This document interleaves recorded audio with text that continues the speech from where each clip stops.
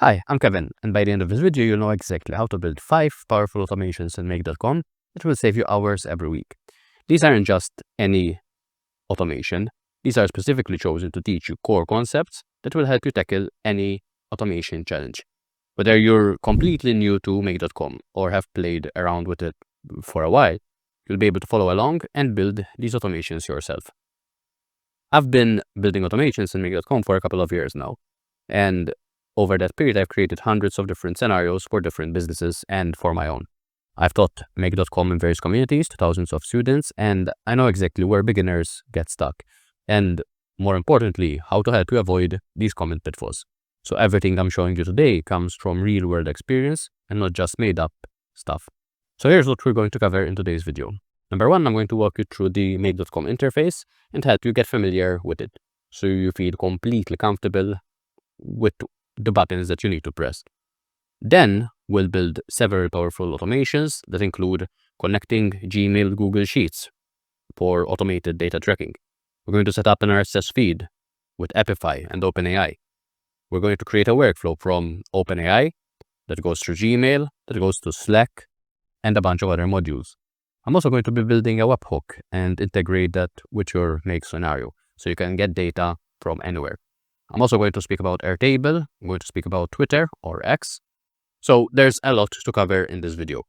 Each of these automations builds upon the last, teaching you essential Make.com concepts as you progress from one to the next.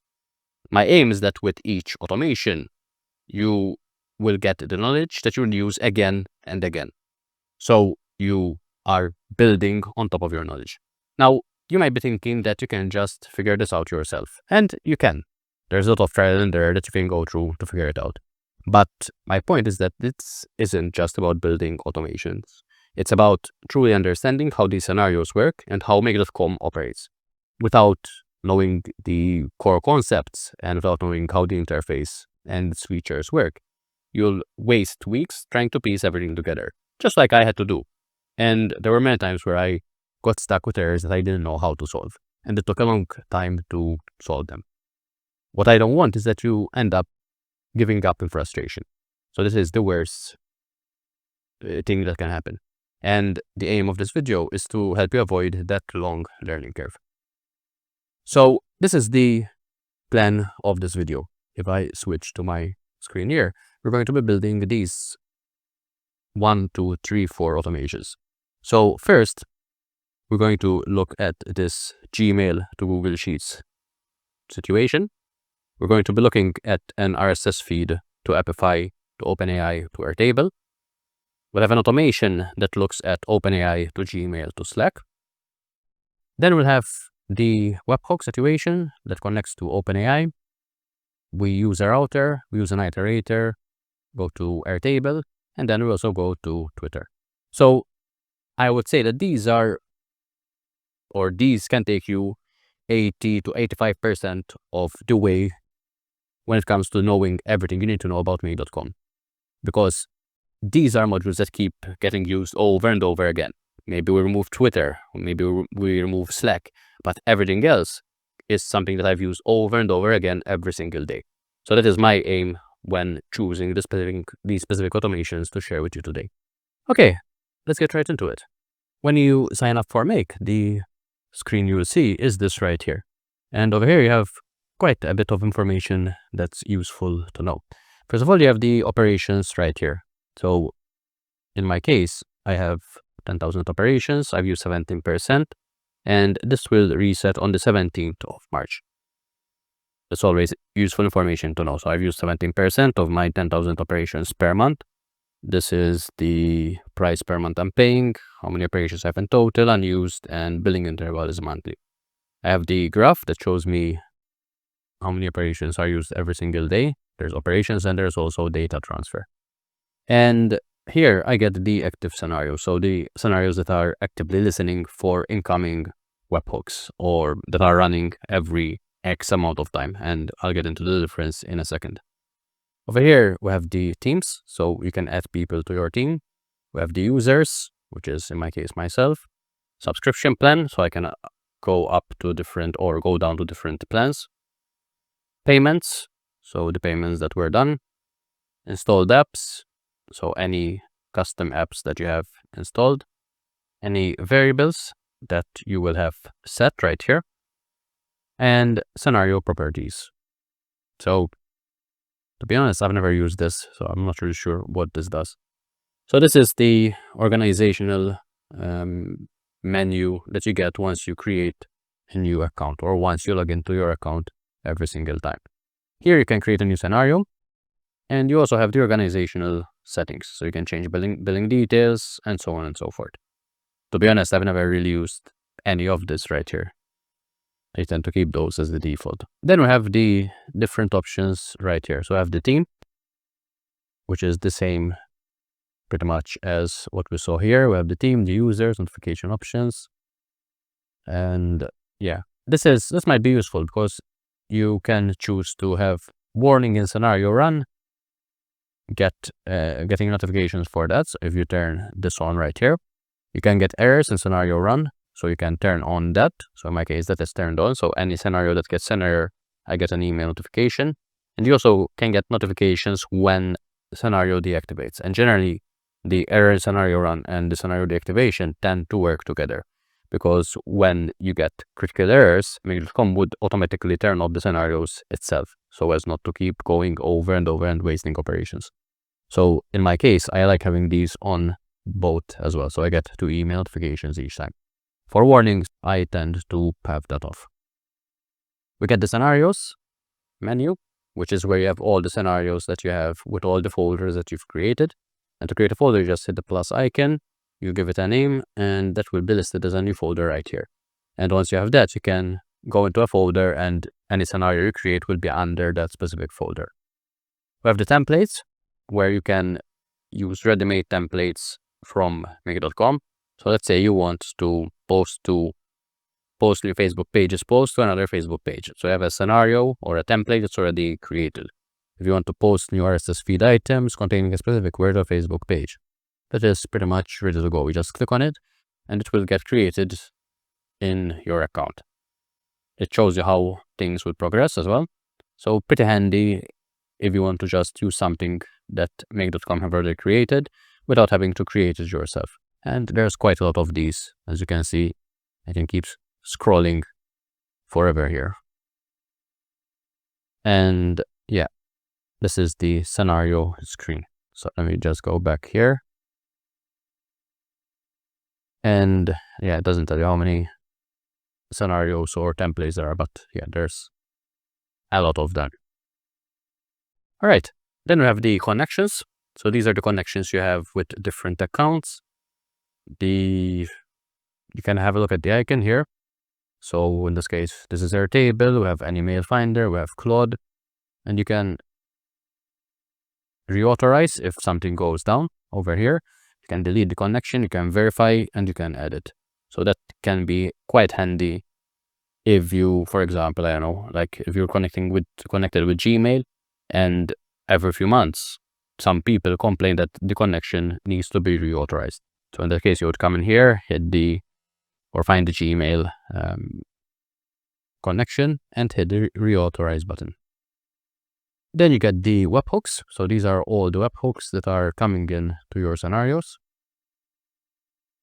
And these are, probably you should give them a better name than I have right here.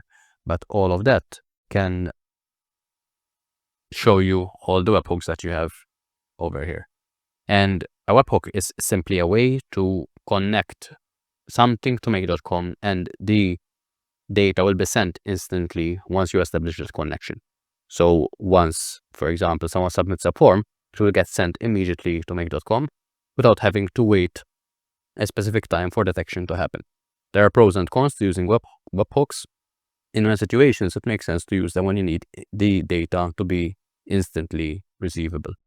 So this is webhooks. And over here, I also have a few other things. So I have keys, devices, data stores, custom apps, and data structure. So not really things that I've used a lot. I know some people use data stores. In my case, I haven't used that because I tend to use something like Airtable to make things easier for me and to have full control over the data in a third-party database. So that's my specific preference. So that is the interface of make.com. When you create an account, I would encourage you to just go in there, press a few buttons, see what happens. And especially with the templates, I would encourage you to start from there, pick one and see how data moves from one module to another. So each time you open a new template, as you can see, you see that the data starts here and then goes here. If I pick a more complex type of template, like let's choose this one, which is great because this has this router right here. You will see how data flows. So it starts there, then it's OpenAI, then text parser, then here it kind of gets divided into three components. So there's the top part, the bottom part, and the third part. So, or the top, the middle, and the bottom part. So this is the brief make.com run through. What I want to show you next is this scenario here. So we have 1, 2, 3, 4 different workflows that I'll be building with you on this video step by step. So by the end, you'll know exactly what each of these will do, and you'll be able to build it yourself as well. And to make that happen, let's just move this here. I'm just organizing my screens a bit, and we can start building. So the first one right here is this Gmail to Google Sheets. So what we want is we want to send an email with Google, and actually, I think this was, the other way around. Oh yeah, I don't know why, for some reason it moved around. So what we want is that as soon as when I add a new row to my Google Sheet, it will send an email with the information to a specific user, which means that when a new row is added, someone will get notified of that addition. And this can have quite a few different use cases.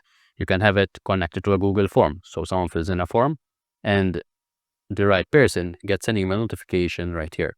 Someone might have, I don't know, if you're adding data manually in your Google Sheet, it might be that as soon as you add that line to a Google Sheet, you want that data sent to someone that is responsible for following up.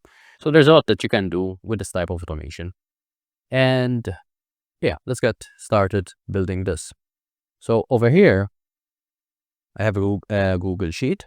So we can just go to sheets.new. And let's call this YouTube example test. I'm going to give it a few headers. So I'm going to say first name, last name, say email, and let's say information. And what I want here is that in my scenario, I want to use the Google Sheets watch new rows. So pretty handy, and this is the first one that comes up there. What I need is either to be able to select the path of this Google Sheet. So I can choose from here, and I can type in the YouTube example test. I believe that was the name. Yep. Or I can even choose enter manually. And this is very handy in many cases. So as you can see, this replaced the URL or the name of the sheet with the spreadsheet ID, which is this 1ZSP, etc. If I go to my Google Sheet, you can see that that is the same thing right here, which also means that you can map this directly in Google in Make by copying this, going to your scenario, and typing this in manually, which means that you won't need to have to select from the list of Google Sheets in your account.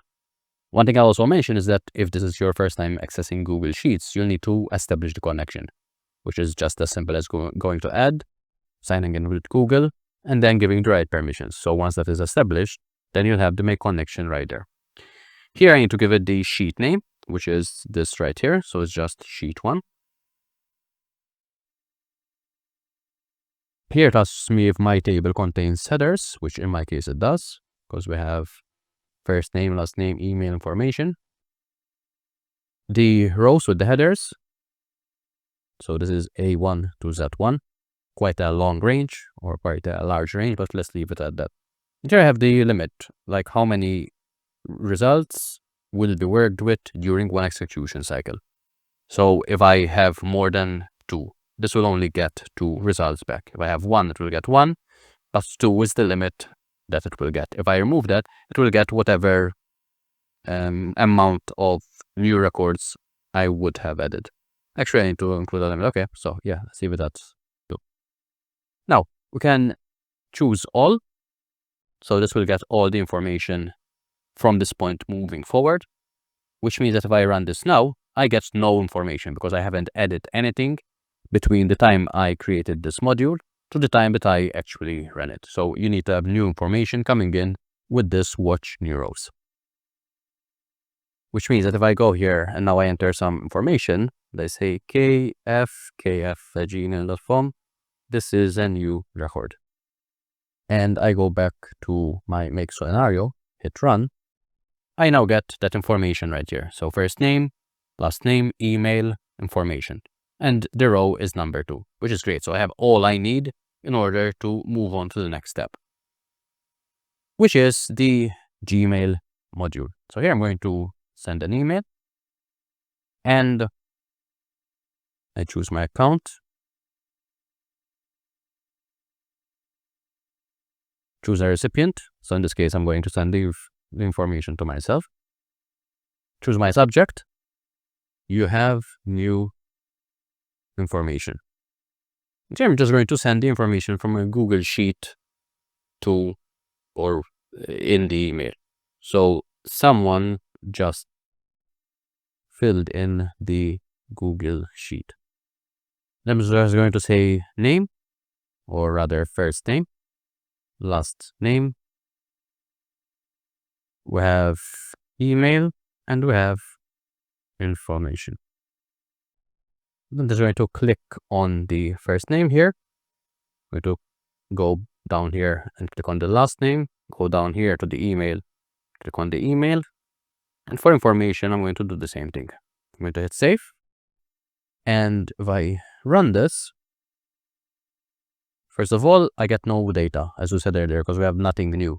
So in order to make this work or to make this run to the second operation, we need to add some new data. So let's add something new here.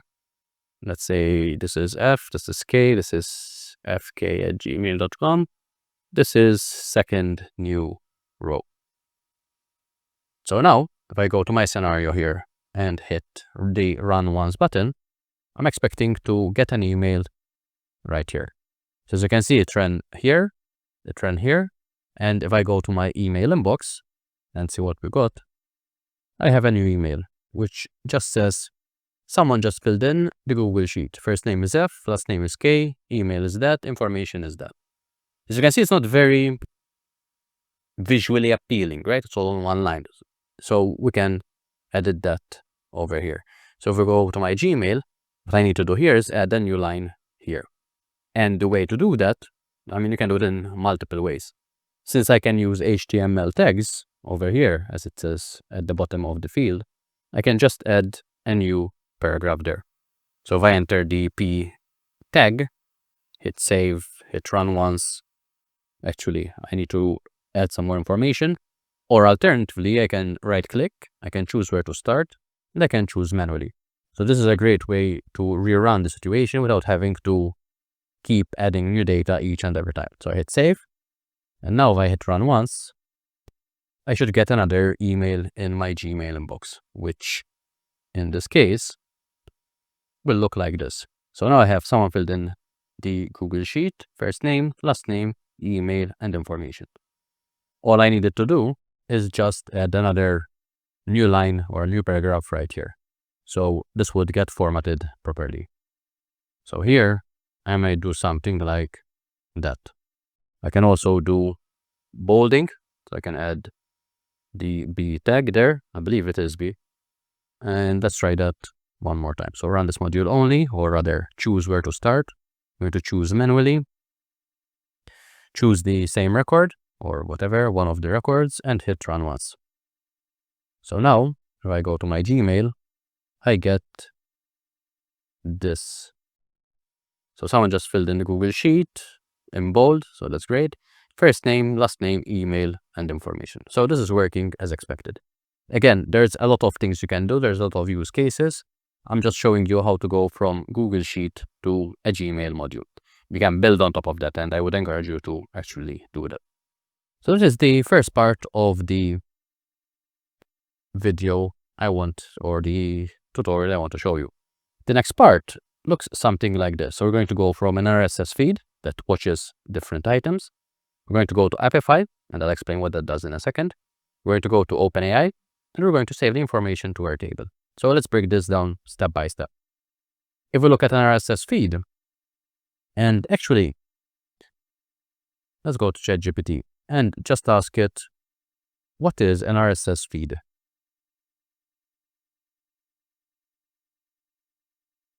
The definition that this gives us is an RSS feed stands for really simple syndication or rich site summary, a type of web feed that allows users and applications to receive regular updates from a website or online source in a standardized computer-readable format. This is how it works. So websites generate RSS feeds to publish updates. Users can subscribe to these feeds. Once subscribed, users receive new content without needing to visit the website directly. Great. So that is exactly what we're going to do. I'm going to subscribe to an RSS feed of my YouTube channel, which means that this automation can run each time I release a new video. And it doesn't have to be just YouTube. It could be any website that you follow. Let's say that every, 2 hours, there are new news or new pieces of news that come out, and you want to watch these items and then do something with them as soon as they come out. There's all that you can do with RSS feeds. In my case, what I'm going to do is close this, put this back here, and I'm going to start with the RSS feed module. So I'm going to watch RSS feed items. And here the first thing it asks me is a URL to essentially watch. Since I'm speaking about YouTube, if I go to YouTube and to my specific channel, if I go to videos, this is a YouTube specific thing. To grab a YouTube RSS feed, all you need to is go to the videos page, you right click and you view page source. And if you type in like Control F and type in RSS, you get this href right here. We just zoom in. So you get this link right here. And that's all we need in order to watch a YouTube RSS feed. There's a lot of apps that do this at a payment, right? For example, there's RSS.app, which is a great website when you want to combine different RSS feeds. So instead of running multiple RSS modules, you could use RSS.app to combine multiple sources into one RSS feed. And then you get just one URL that you can put into make.com, and you're just watching everything coming in from that combined RSS feed. In this case, I'm just going with my YouTube RSS feed. It will ask you for the maximum number of returned items. So again, similar to what we had here we can watch as many items as we want. So I'm just going to leave it at 1. And it will ask me where to start. So from after a specific date, all of them, or I can select the first RSS item. So just, select the first RSS feed item. So we have some data to work with. So let's just click on that first video. Now, in this case, I'm going to move the trigger, which is this right here, from the Google Sheets to my RSS feed items, because I want the automation to start from here when I hit the Run Once button. In a real-world practical, like when this is in production, you would have different scenarios for each automation run. In this case, just for the purpose of this demo, I will put it all in this one document. If I run this, I should get the information about what I have here. So I have the title of the video, I have the URL, I have the date created, the author, the image. So this is the image from YouTube, the thumbnail. Let's see what else we have here. We have the categories, which is empty. We have the source, enclosures, RSS. So all of this, I know, not sure what all that data is all about, but not something we really need. What we're interested in is this YouTube URL, because this is what we'll be using to go to the next step, which is getting the YouTube transcript. The RSS feed does not give you the YouTube transcript. So in order to do that, we need to use a third-party tool, which is called Apify. And this is very, very handy. And if you watched some of my other videos, you probably heard me speak about it. It's a website. So I go to appify.com. This is a full stack platform for web scraping. And they have these actors or scrapers that can do a lot of things. So you can scrape TikTok, you can scrape Google Maps, you can scrape Instagram, crawl websites, scrape Amazon. There's a lot that you can do with it. And it's very reliable. In addition, every single month, these guys give you $5 of free usage, which resets at the end of the month. So that's also great for you to test and get data and build automations with it. So there's a lot that you can do with these $5. Over here, you also get the memory, which will increase from 0 to a maximum of 8 gigabytes when you are running these actors. And it's a great way to know that your scraping has actually started. Over here, I'm just going to go to the YouTube Transcript Ninja. And this can be as easy as either going to the store here and searching for YouTube Transcript Ninja. So this is one specific actor that I really love using. It's very reliable. It has worked pretty much every single time I try to use it. And it's my go-to when it comes to Appify and scraping YouTube videos. If I click on that, I'll get taken to the screen. So here we have some options. The first is the start URL. And if you remember from our RSS feed, that was we got the URL from YouTube, which means that we just need to give this Appify actor the YouTube URL, and it will give us the transcript of that YouTube video. One thing I would say here is that as you're building these automations, it would be valuable to think of what steps need to happen. And even more importantly, and I think the best way to do it would be to, if I have this automation here, just to use as an example, and let's say I want to start with, I want to build it out like this, right? It would be more valuable and more useful to start from the end and reverse engineer what we need. So in this case, if we want to save information to Airtable, we need information, right? Which is why we have the ChatGPT module here. And then I'm thinking, okay, what information do I want to save in Airtable? And in this case, I want to save the YouTube transcript. I want to save the action steps from the YouTube transcript and a bunch of other information from the YouTube video. So once I have the information that I want to save, I'm like, okay, how do I get this information to be available? If it's the action steps from a video, I know that is not something that is available within the video itself. I need to create it, which is why I'm using this OpenAI module. In order to create those action steps, I also need to get the transcript, right? Which is why I have the Appify module right here, because I need to extract the transcript. In order to extract the transcript, I also need to get the YouTube URL, which is why I have the RSS feed right here. And just like that, I've built in my head the automation from end to start, which means that when it comes to actually creating it from start to finish, the process is much easier because I know at each step of the way what I need or what information I need to have available. So this is how I would encourage you to think about all this. But moving on or getting back to Appify. Here we have the manual and we have the JSON option. The manual option is used when you want to start the transcript extraction, in this case, directly from Appify. What I want, however, is to connect this with make.com, which is why I need this JSON version. And over here we have just one very simple parameter. We have the start URL and we have the YouTube URL. So all I'm going to do is copy this. And if I go back to my scenario, I need to very conveniently just choose Appify here. I'm going to run an actor. And what I need to do is choose my connection. And if this is the first time setting up your connection, Appify also makes it very easy to do that. So all you need to do is go to Settings. You choose API and integrations.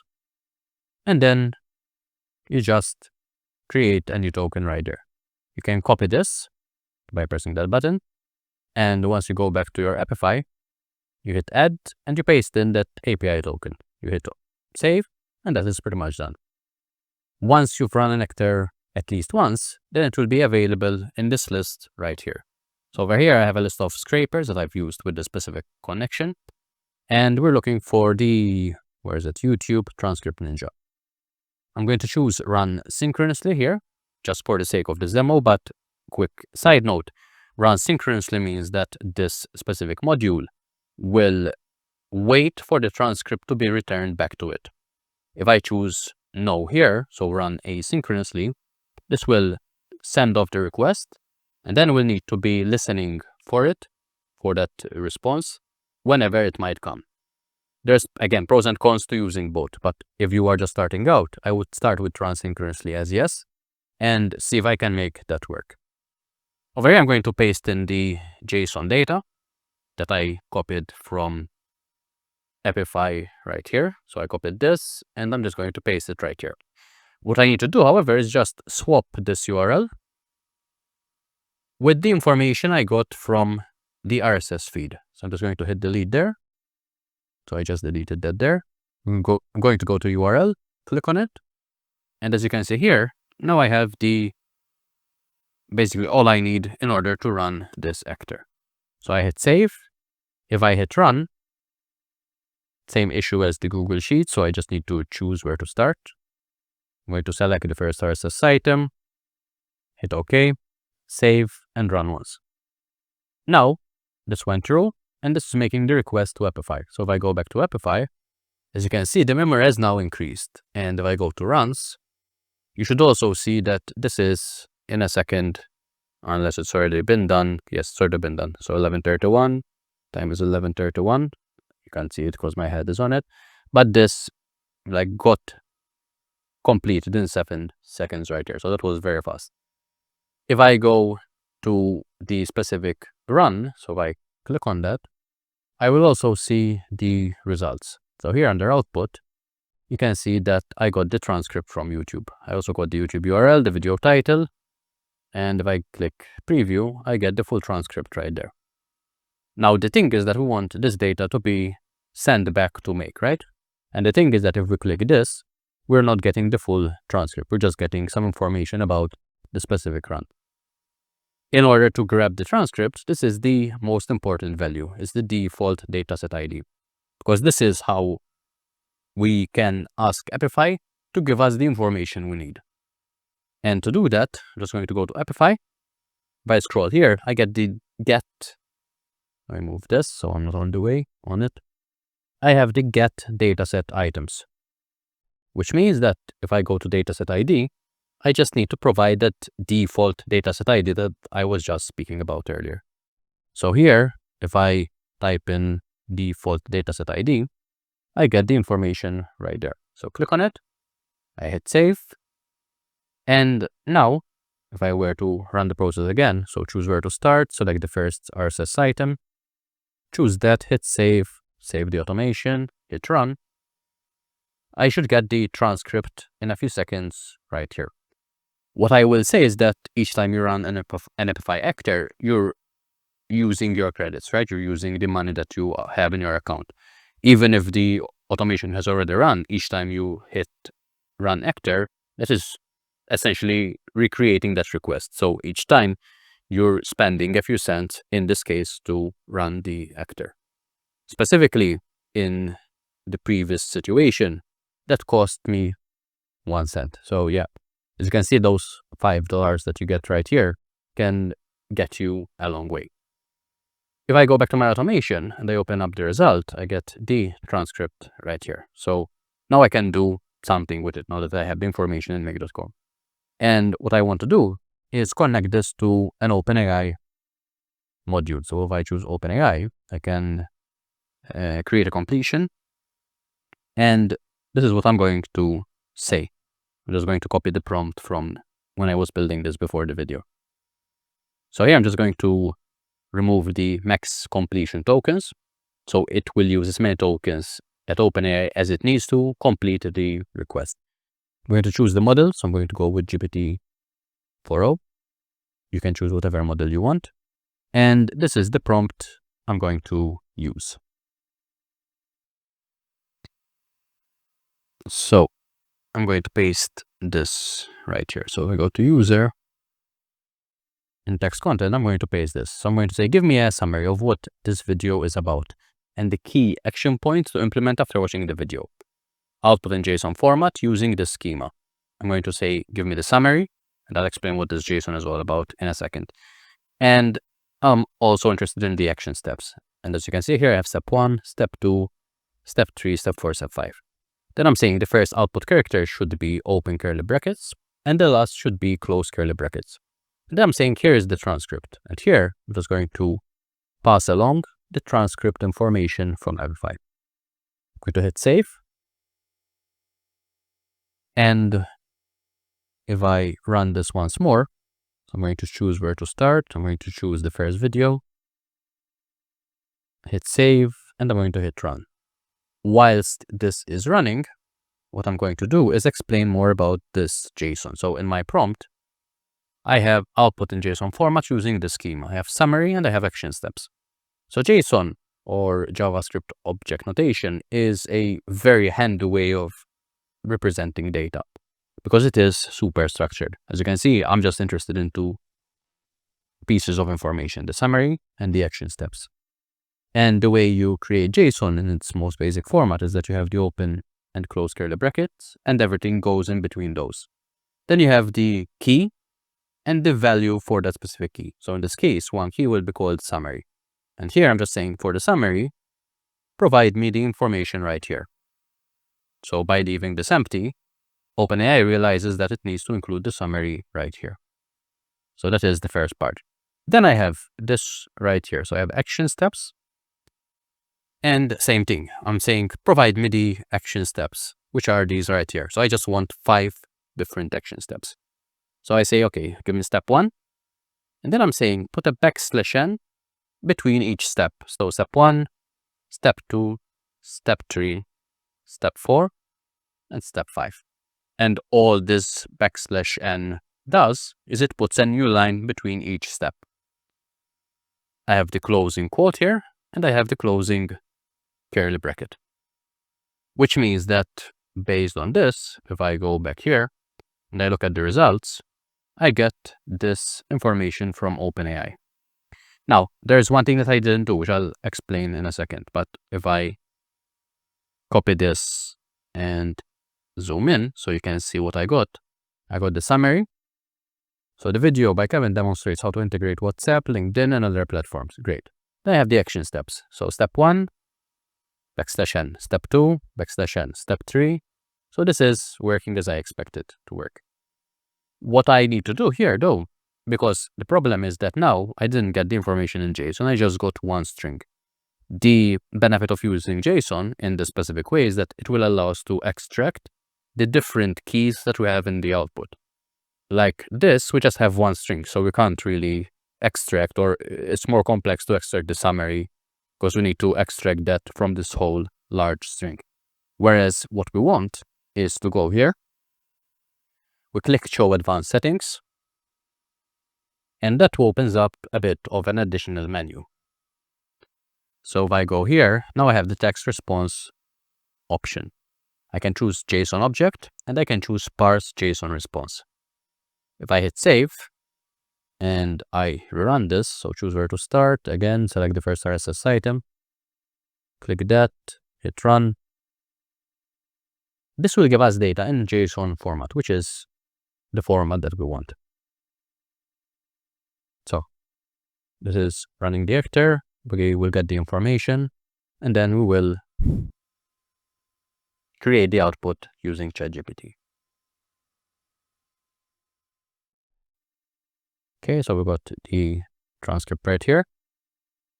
And now, if I look here on the result, you can see that we got these two distinct pieces of information. We get the summary, and we get the action steps. So this is exactly what I want. And for the action steps, I have the points right here that are separated by a new line as well. So that is great. All that remains here is for me to save the information to Airtable.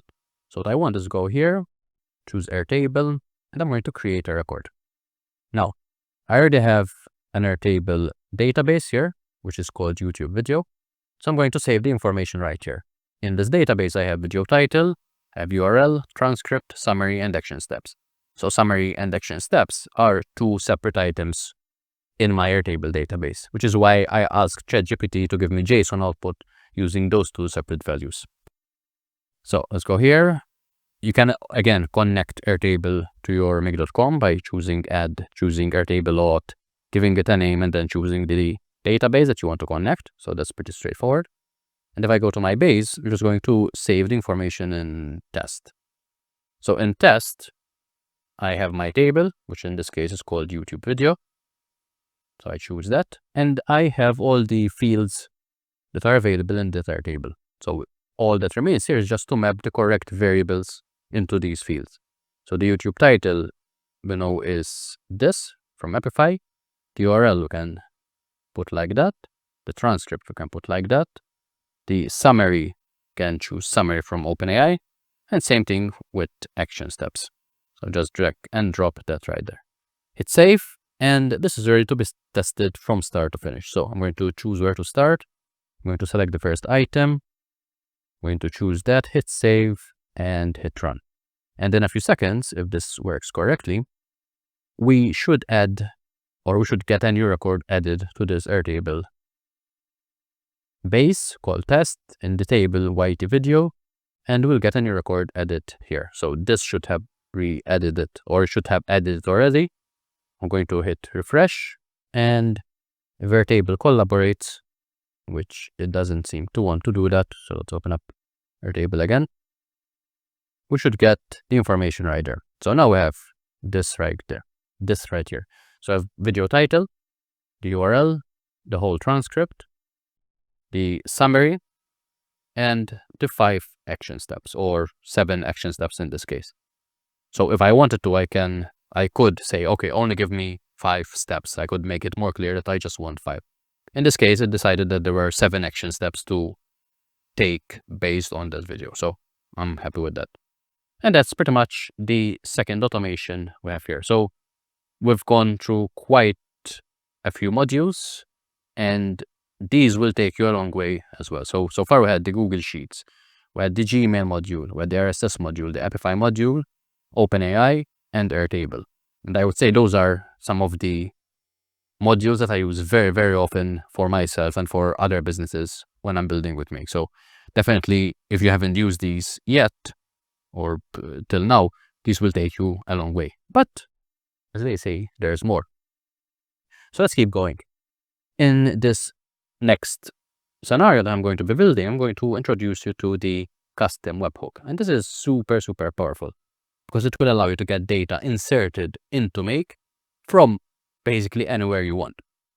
With the previous builds, with the Google Sheets and the RSS feed, as you can see, we had that clock icon, right?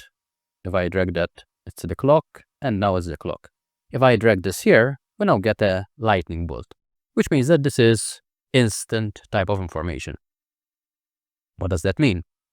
If I have this here, and I want to turn my automation on, this I can set to run at regular intervals, right? Every 15 minutes, every 10 hours, every other day, every specific day, with instant triggers. If I hit save, okay, it can't be empty. Okay, so I'm just going to add this so I can show you. So hit add, you can give it a name here, hit save. And now if I save this and I choose this, the options can also be the same as these, but we also get the immediate option, which is what we generally want. If I hit save, this will say this will run immediately as data arrives, which is great because we just generally want the data to come in and start the automation as soon as it is available. And just to show you what that means, if I run this once, this is now, as you can see, listening for information. If I go here, grab the address of the webhook, hit save and hit run, what I can do is the following. So let me just put another browser here. And if I paste in that webhook, hit enter, as you can see, this immediately triggered. Let me do this again so you can see what happened. So I hit run, I go here, I paste that in, and I hit enter. This will immediately send the information to make.com. Obviously, there's nothing to see in here because I didn't pass any information. But it is immediate and things get into Make as soon as you hit the enter button or as soon as that information is available. So this is great. So what we're building here, if I reset my screens, is the ability to get some information into Make. Then what we're going to do is do something with that information. For example, in this case, what I'm going to get will be an order confirmation. So I'm going to show you how to build this as well. Let's say we have a form, someone filled it in and they bought a product, right? We want to send them a custom email telling them that their order has gone through and congratulating them on their purchase. So let's actually get that information into Make. And I'm going to show you two ways how to test this out. The longer way would be to build the form so people can actually use it, right? As you're building this automation in Make, remember that this is the backend. So it helps when you have the ability to test this very quickly so you don't have to keep filling in a form each and every time. And the way to do this would be to copy this address. And if I go back here and paste in this address, we see that this is a normal URL. If I want to pass additional information into Make, I just need to add the following. I add a question mark, and then similar to what we had here, so we had summary and we had the value. We had action steps and we had the value. I can do the same thing like right here, just following a specific format. And the format is key. And then I just put in equals and the value. And I can add as many as I want. If I just put in an ampersand, and then I can have a second one. Same thing here, key 3 equals value 3. I can't have any spaces between those, and I can't have any spaces between the question mark and the first key. But that's pretty much it. So here, instead of key, let's just say name. And let's say that the name is Kevin. Let's say that Kevin has an email, which is that. And let's say that the product that Kevin bought is a keyboard. So if I grab this and repeat the process that I did before, which is where I get this listening, and then over here I paste that into my browser and hit enter. Again, I get the information in Make. And this time, if I click here, you can see that I got some information. I got the name, I got the email, and I got the product, which is great because I can do something with this. And specifically, what I'm going to do is grab an OpenAI module. So I'm just going to clone this. And I'm going to pass along this specific prompt. What I'm also going to do, because in this case, I don't want JSON since we're sending an email, is I'm going to turn off the response format from JSON, or I'm going to just choose the empty, or you can just choose text if you want. And this is the prompt I'm using. I'm saying, create an order confirmation email I can send to this customer after they bought a product. And I'm going to say output in HTML. Maybe we can get some specific information, like start with HTML, finish with end HTML or \HTML. Nothing else, don't include any backtick. So I just want very specific type of format. And I do this because OpenAI tends to output using this if you don't specify. And all I need to do is pass the information about the customer and their order. So here I'm just going to add another user message, and I say name of customer, email, which we don't really need to pass, and product bought. So the product bought is the keyboard, the name of the customer is that, and here maybe just say congratulate the customer on their great buying decision. Hit OK, hit save. Before we test this out, all that remains here is to add the actual email module. So I can just clone that since we've already created the connection and everything else. I'm going to send the email to the email I got from my order. For the subject, I'm going to say great choice, name, so great choice Kevin. And here, I'm just going to paste in the result from ChatGPT, from OpenAI. Here it says you can use HTML tags, which is why in the OpenAI module, I said output the result in HTML. hit save, and let's run this once more. So in order to run that, I'm just going to go to my other module here. I'm going to send the same information with the name, email, and product. That information is now passed to OpenAI, which is creating the email, which looks like this. So there's a bit of formatting happening, and we got the HTML right here.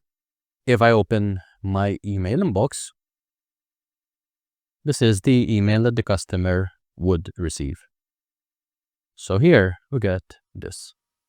I like the format of the email, like very simple, but yeah, serves the purpose. So order confirmation. Hi, Kevin. Congratulations on your great decision to purchase our product. We are thrilled to let you know that your order for a keyboard has been confirmed and is being processed. We're confident that you'll love your new keyboard and it will serve you well for many years to come. Nice. If you have any questions or need further assistance, feel free to reach out to our support team. Thank you for shopping with us. Great. I mean, I didn't give it any prompt as to how I want the email to be created. I just said, use this information, congratulate the customer. So pretty good based on just that. What I can also do, just to take this one step further and show you another connection, is connect this with Slack. So now, if I choose Slack, and if I choose create a message, again, you'll need to establish the connection, similar to what we did earlier with other modules. Once you do, you can select the channel from a list. And here, I'm just going to choose one of my channels. So let's go to general. Here, I'm going to say customer called, and I'm going to choose the name here. Just placed an order for I'm just going to choose the product. Ensure this is delivered immediately. So if I hit save here, let's run this once more. I'm going to send the same information to make.com. So as you can see, this started the whole flow. I'll soon get the email, and I will also get the Slack email message. So I'll also show you this. So this is Slack, and I just got this information. So customer called Kevin, just placed an order for a keyboard. Ensure this is delivered immediately. Great. So that is working well. If I go back to my email and refresh, I got another email. So congratulations, Kevin. As you can see, there's some variation this time, which is great. I mean, if it's a simple request, there's not much that can go wrong. But I will still give it specifics or make the prompt better as to what I am expecting as output from ChatGPT. So we get the email. I mean, obviously, you need to give it a prompt as to what your company name is. But yeah, that's pretty much working as expected. So this is the third automation right here. I just have one more automation to show you, and this is a great one, and it will use quite a bit of, I guess it's more advanced in the sense that we're going to use a router, we're going to use an iterator, and these are very handy and I use them pretty much in many of these automations that I built. So definitely you'll want to stick around for this last one. For this last one, what I'm going to show you is how to take this webhook and do something different with it. So I'm going to unlink it, and I'm just going to use the same webhook URL, so I don't have to keep to start or to create a new webhook. What I'm also going to show you, if I go to Claude, which can be OpenAI or ChatGPT as well, is how to create a form that is able to send information to make.com. And this is a very handy thing to know how to do, because if you don't want to pay for like form subscription type of software, like Typeform or whatever software you might want to use, this is the free version of that. And in many cases, I found to be more than enough for what I needed to do. Using this method, you can also embed these types of forms on WordPress if you use that CMS. So definitely a good skill to have and know how to implement. Here I'm just going to say I want to create let's try a sexy form, or a sexy, I guess forms enough, that has these fields. So let's go with name. Actually, the name, email, and product goes for the one before, right? What I'm going to do now, just to give you some context, is to have a form where the user can enter a keyword. The keyword is sent to make.com, and from that we generate a bunch of article ideas based on that keyword. So the form just needs to have let's have the keyword, and let's have tone of voice. I'm going to say for tone of voice, provide a drop-down menu with, let me just move this here, 5 different options. Your call what these should be. Then there should be the submit button. When the user presses the submit button, send the input information to this make.com webhook. And I'm just going to grab the make.com webhook URL. So just going here, copying that to clipboard. And if I go back to Claude and paste this in here, I'm able to grab that or paste in that URL. So this is creating the important information. It's creating the code right here. What I will also say, so this is creating it using React and Tailwind CSS. Potentially what I want, if I'm including this in my WordPress site, is to say something like this. So let me just dictate this and say, I want to include this on my WordPress website. So this needs to be in HTML. Let's save. And this will update the code. As you can see, it says I'll convert the form into standalone HTML that we can embed in WordPress. So pretty good. Which also means that we can test it like locally by just copy pasting this code right here. When it comes as it's creating this code, I'll just show you conceptually what this will do. So if I open up what I have here, so this will get the webhook, or the webhook will be listening for new information coming in from the form. The information is then sent to OpenAI because we want to create different article ideas based on that keyword and that specific tone of voice. We then have 2 routes. The first route will be to take those 10 ideas that will be created from OpenAI and divide them up into separate items. As you can see, we're going to go from one output item to multiple ones. So here I'm going to introduce the concept of arrays. And then we're going to take those separate items, which are called bundles, and save them in Airtable. Once that it's finished, we have a different route, which is this right here. So in that case, we're also going to pick the first idea and post it on X. So you get to see how that works as well. So let's go back here. Let's see what Claude has done. And here we have the form. So there's the keyword, we have the tone of voice. So it picked these options: professional and polished, casual and friendly, enthusiastic and energetic, technical and detailed, witty and playful. Okay, great. I'm going to go to code right here. I'm going to hit the copy button, which you can't really see, but that is right here. Okay, great. So copy that. And I'll move that back here. So now, if I open up a notepad, paste that in here. So I have the HTML code, and I save this to my desktop. Save this as test.htm. And I go to my desktop, refresh, I get my test form. So now I can test this. And what I'm expecting is that as soon as I hit submit, this will trigger the information right here. So I can run this once. So this is now listening for data. And let me just put that there. Perfect. If I go to this and open up that in the background, I can just enter a keyword here. So let's say .string. I choose my tone of voice, technical and detailed, for example, and hit submit. And if that works, as you can see, I got the information in make.com. So like that, we just connected 2 separate applications, a web page and make.com, and we connected the data sent from one to the other together. Which means that based on this, we can now move forward. So in my other automation here, let me just copy the prompt. So like out of respect for everyone's time. So I'm just going to clone this OpenAI module, connect it to my webhook, and I have this prompt that I'm going to use. Here, I'm going to have the output be JSON, and I'll explain why in a sec. So I'm going to choose text response set to JSON, and this is the prompt I'm going to use. I'm going to say create a list of 5 article ideas based on this keyword. Output in JSON using this schema. This will be the schema. So I have ideas, and I have idea 1, 2, 3, 4, 5, whatever. First output character should be open curly bracket, and the last should be close curly bracket, nothing else. So hit save.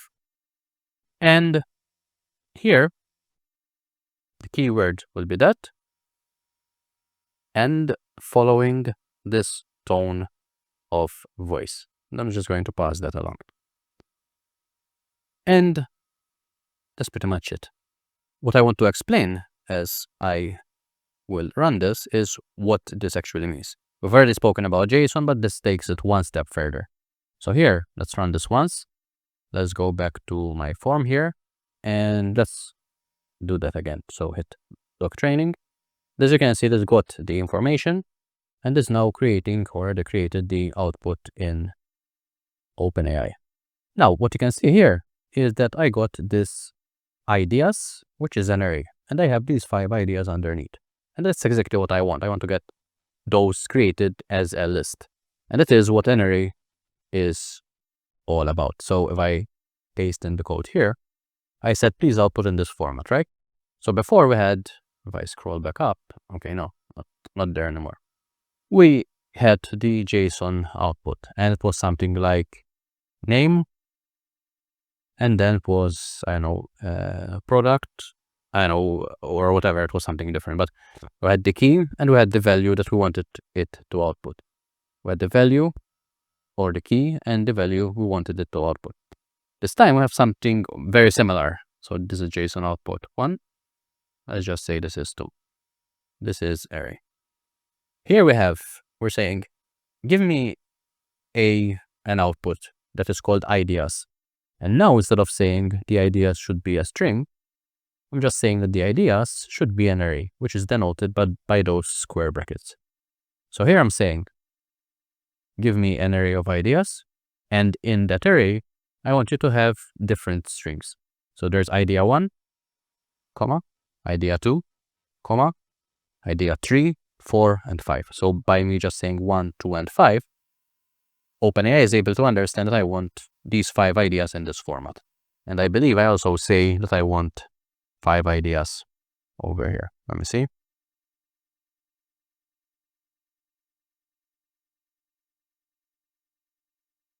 Yeah, create a list of 5 ideas based on this keyword. So by having this and by having this, it creates those 1, 2, 3, 4, 5 type of ideas. So this is working great. What I want next is to essentially take this list of 5 ideas and separate them out, right? Because each of these ideas should be saved separately in Airtable. That's the whole ultimate aim of this. And to do that, I'm going to use what is known as an iterator. And as you can see, if you look at this icon, there's one thing going in, which is an array, and it will give us the items split out. So I like the visual representation of that. It makes it very easy. So here, I'm just going to pass along the ideas array, hit save, and that will give us, if I run this again, run anyway. Let's go back here, hit submit. Actually, I like that Claude made that required. So hit submit. And now if I look here, I got these 5 output bundles. So bundle is just like a single item from an array. So I get 1, 2, 3, 4, and 5, which means I can create 5 different records in Airtable. So I go here, go to Airtable, create a record, and now I have another table here, which is just keyword and idea. If I clear this, so we start from scratch, I'm going to save the information right here. So the base is called test. The table is called YouTube video 2. the keyword will be the keyword that I gave into the webhook, so that I filled into the form. And the idea will just be the information from here. And since we haven't run this yet, or since we have run it yet, I don't know, maybe it's a bit of a glitch on make. But essentially, I can just insert this as follows. So I can just say, okay, this is coming from module 13, as you can see here. So I'm just going to insert 13. And if I put dot value, this will insert the specific value of this specific run. So this is a bit of a glitch because total number of bundles and bundle order position should be numbers.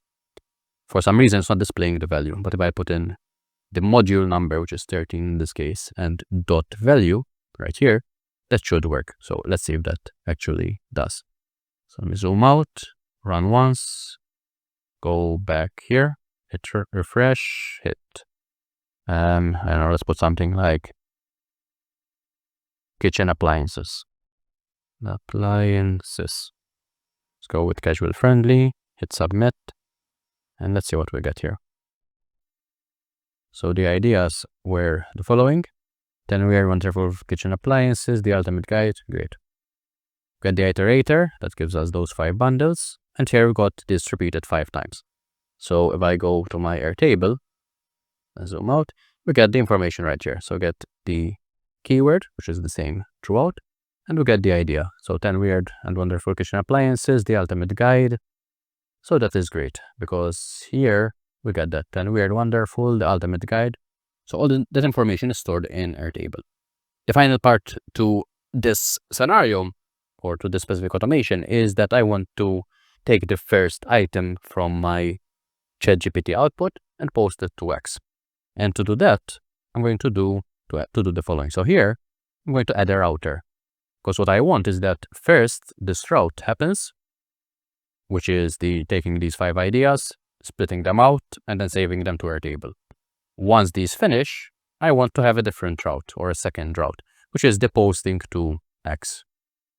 And to do that, just need to go to X or Twitter, going to, in this case, create a post. And I'm just going to paste in the first idea from ChatGPT. So I'm just going to choose that.